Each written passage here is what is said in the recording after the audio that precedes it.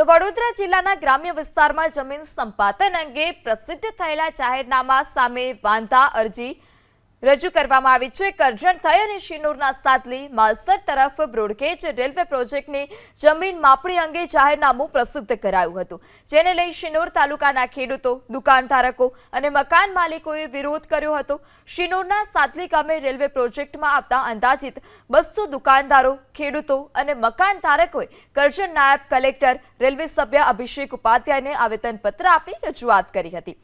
ખેડૂતોએ બાગાયતી ખેતીનું યોગ્ય વળતર આપવા માટે પણ માંગ કરી છે। આજ અમારી જે જમીનો ફળદ્રુપ જમીનો છે, નદી કિનારાની અમારા બાપ દાદાની આ વસાવેલી જમીનો છે, જેથી આ જમીનો અમારે રેલવેમાં જાય છે। જેથી અમારે સરકારને એક જ આવેદન છે કે ભાઈ અમારી જમીનનું સારું વળતર આપે અને આ જે જમીનો જાય છે એની બાજુની અંદર અમને નેળો આપે, નાળા બનાવે।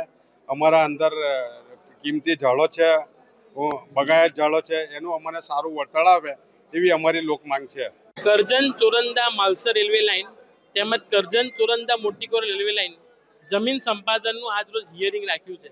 એ સંદર્ભમાં આજે તમામ ખેડૂતો આવ્યા છે। સાથે સાથે સાદલીની અંદર જે બજાર જવાનું છે એ બાબતે આવેદનપત્ર માનનીય ધારાસભ્ય શ્રી અક્ષયભાઈ પટેલ તેમજ લોકપ્રિય સાંસદ એવા મનસુખભાઈ વસાવા સાહેબને પણ તેમને આપ્યું છે।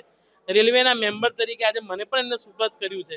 આવનાર સમયની અંદર આ બજારને બચાવવા માટે સૌ એકત્ર થઈ, સૌ વેપારીઓ અને સૌ લોકો એકત્ર થઈ અને આ રેલવેનું જેએમએમ ચેન્જ કરી અને એને સાઈડ પરથી પસાર કરવામાં આવે એ બાબતે અમે ઉચ્ચ સ્તરીય રજૂઆત પણ કરવાના છે।